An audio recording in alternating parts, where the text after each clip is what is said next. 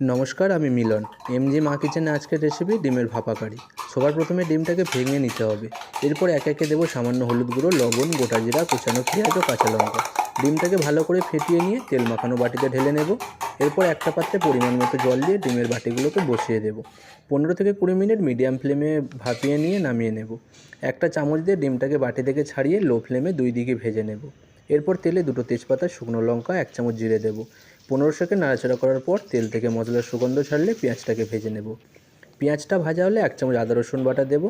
আদা রসুনের কাঁচা গন্ধ চলে গেলে দেবো কুচানো টমেটো। সামান্য চিনি ও বিট লবণ দিয়ে মশলাটাকে ভালো করে কষিয়ে নেব। ডিমে রয়েছে প্রচুর প্রোটিন, খনিজ, ওমেগা 3, অ্যান্টিঅক্সিডেন্ট।